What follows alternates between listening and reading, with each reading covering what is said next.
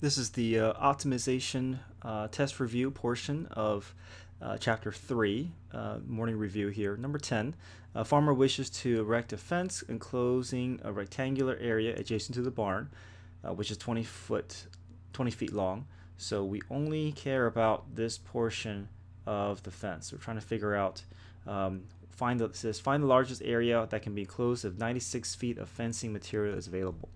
So we're dealing with area and perimeter, which we've seen quite a bit, working with those two equations. However, put a star next to area since we're going to be maximizing, trying to optimize the area equation.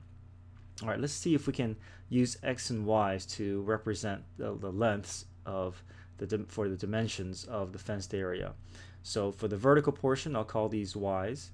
I'll call this portion x, right? And so, which means that the opposite width must be 20 plus x.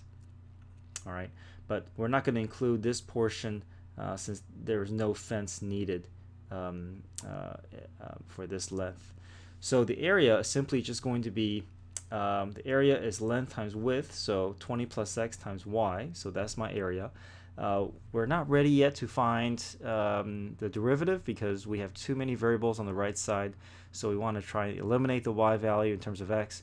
To do that, we're going to use the perimeter equation to help us out there. So the perimeter, or the amount of fence that's needed, is going to be x plus y plus 20 plus x plus y.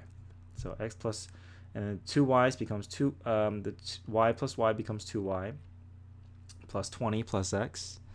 So from here, we know the amount of fence that's provided is 96 feet long. So replace p with 96.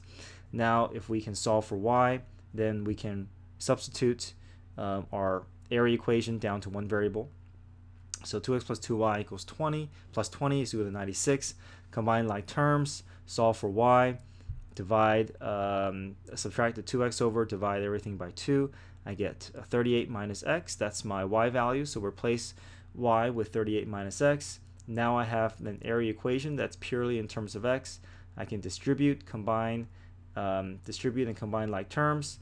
I get negative x squared plus 18x plus 760. Find the derivative. So negative x squared becomes negative 2x. 18x becomes 18. 760 goes to 0. We set our derivative equal to 0, and then we solve for x, okay, and then we get x equals 9. So remember, with all the problems that deal with optimization, once we get our equation down to one variable, we can work our way to find the derivative and then set the derivative equal to 0 to figure out where the optimal value is.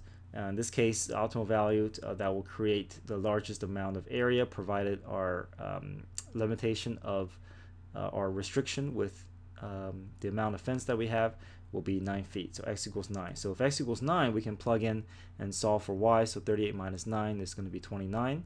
So we have our dimensions, which is 9 by 29 fence. And so the maximum area is going to be width times height, or width times the length. So 20 plus x, so 20 plus 9 is 29, and x is 9, so 9 times, or 29 times 29 will be 841 square feet.